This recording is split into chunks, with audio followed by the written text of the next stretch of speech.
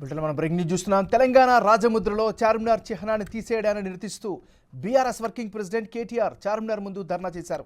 రాజముద్రలో కాకతీయ కళాతోరణం చార్మినార్ను తొలగించడాన్ని తప్పుబట్టారు. రాష్ట్ర సాంస్కృతిక వారసత్వానికి చిహ్నాలుగా ఉన్న చార్మినార్ కాకతీయ కళాతోరణాన్ని తొలగించడం సరికాదని చెప్పారు. దశాబ్ది ఉత్సవాల పండుగ వాతావరణంలో జరగాలని చెప్పారు. 10 ఏళ్లలో జరిగిన ప్రగతిని ప్రజలకు తెలియజేయకుండా కాంగ్రెస్ ప్రభుత్వం మూర్ఖపు నిర్ణయాలు తీసుకుంటుందని ఆరోపించారు. ఈరోజు దశాబ్ది ఉత్సవాలు నిజానికి ఒక పండుగ వాతావరణంలో సంతోషభరితమైన వాతావరణంలో జరగాలి.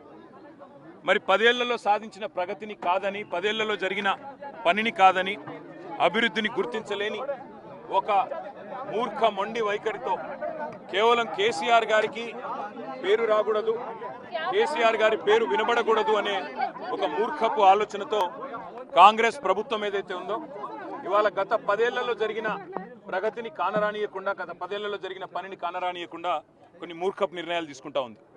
అందులో ముఖ్యంగా ఈ రేవంత్ రెడ్డి ప్రభుత్వం వచ్చిన తర్వాత తెలంగాణ రాష్ట్ర రాజముద్రలో తెలంగాణ వారసత్వానికి, తెలంగాణలోని గొప్పతనానికి, ఇక్కడి సాంస్కృతిక చిహ్నాలకు గొప్ప సింబల్గా ఉన్న హైదరాబాద్ అంటేనే ప్రపంచవ్యాప్తంగా ముందుగా గుర్తొచ్చేది చార్మినార్.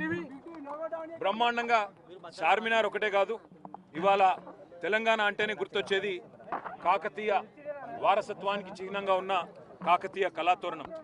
హైదరాబాద్ తెలంగాణకి మొదటి ప్రాముఖ్యత కలిగిన పట్టణం అయితే, రెండవ ప్రాముఖ్యత కలిగిన పట్టణం, సెకండ్ లార్జెస్ట్ సిటీ వరంగల్.